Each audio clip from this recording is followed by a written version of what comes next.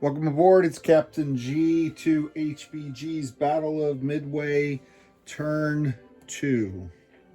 So, going through the order of play card on the back of the setups for the US and the Japanese. Phase 1 command operations was determining what my carriers were going to do and set up their carrier ops, as well as each side determining whether or not they were going to bring in any reinforcements. The U.S. gave up one token and brought in the Enterprise carrier group with escorts into Point Luck, leaving them only 3 in the card. The Japanese opted not to do that because it would cost them 2, and they had a lot of planes to land, and I wanted to send a second strike after Midway. So I left all 4 in there. So I did set the 2 carriers that had the cap, that were flying cap. I landed those planes, and then the other carriers in those task forces sent out or shifted to launch operations in preparations to launch their strike forces. As far as then the next step being search operations, I had an option with this search aircraft to come here and search for this surface group, but this was a low priority for me to strike. I got to find his carriers, not these. So I sent it up towards where Navy Intel thought that the carriers might be, as well as move this over. Although I already had one seaplane there searching, I still brought over the other 2, and I'm glad I did, because that plane failed and has to now return to Midway to refuel and then be launched again, as I understand the rules. When you fail in a search, you've got to land and go back.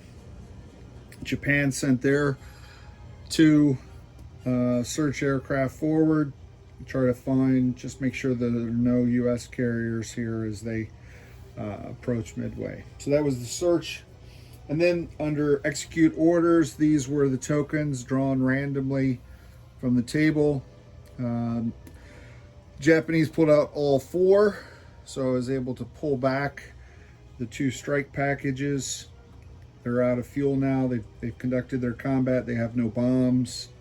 They're heading back to the carriers. And then the 2, because they're in different carrier groups, considered 2 different strikes coming down this way, yes, to hit Midway. So this force here will be able to hit Midway next turn. The U.S. moved the Midway planes closer, and I realized after doing so that these fighters that I sent to escort these bombers will never make it.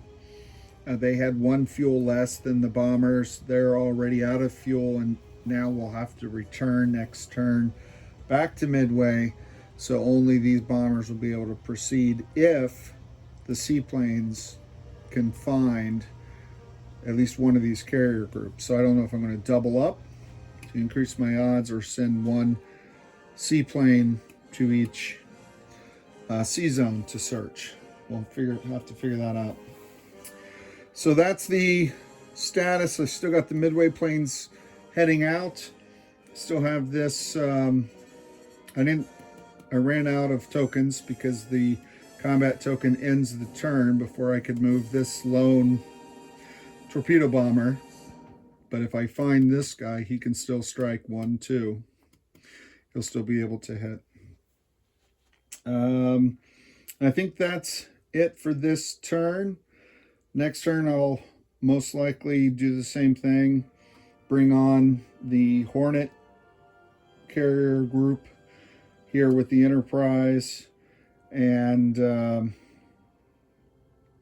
I may or may not bring on the 5th Japanese carrier. I got to think about that. I really want to, but I also have 2 flights of aircraft that have to land, and 2 strike packages that need to attack. So I may delay that one more turn because I want these operational tokens.